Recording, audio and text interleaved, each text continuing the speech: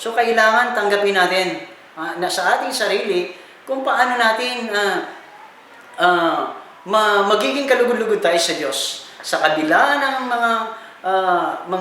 mga pagsubok na dumarating sa ating buhay. Hindi naman pinagsinasabi, kapatid, na i-deny mo sarili mo, ibablit mo na, pabayaan mo yung pamilya mo, hindi. Ang ibig sabihin, you should love the Lord above all. No? Above all our hearts. With all our minds, our soul, with all our strength.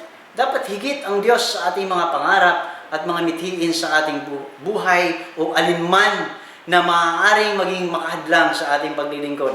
Doon lamang natin masasabi na doon lamang tayo magiging mas lalo magkakaroon ng perseverance. Bila ng mga challenges na dumarating sa iyong buhay na ito dahil alam mo, yung mithiin mo at dapat mong gawin, hinaharap mo ito. Dahil kasi nandun, nakatingin ka sa reward ni Lord.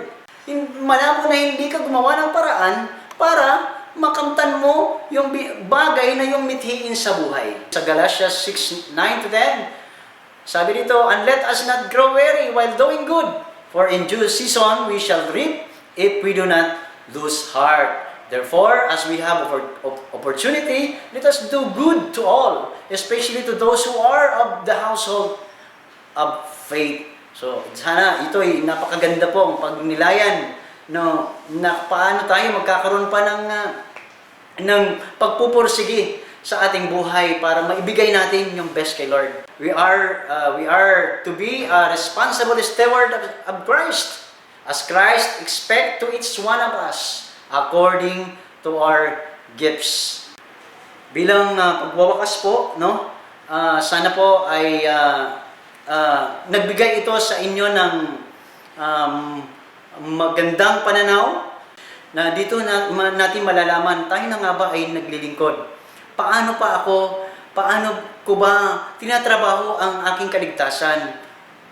Kasi pag hindi po tayo nagkaroon ng perseverance na tinatawag at mausisa natin na mayroon tayo nito, malabo po, kapatid. Maliit na porsyento po na sumaatin ang grasya ng Diyos, higit sa lahat ng tinatawag na buhay na walang hanggan na ating pinapangarap sa ating buhay.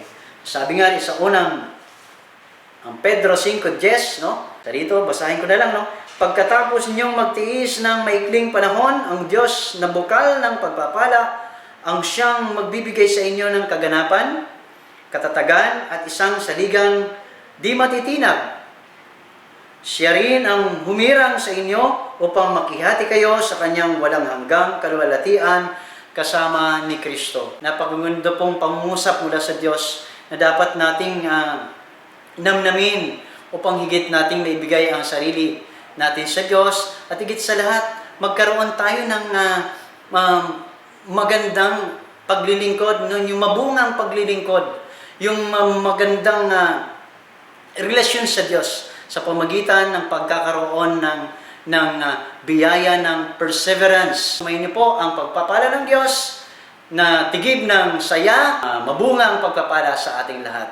God bless us all. Thank you po.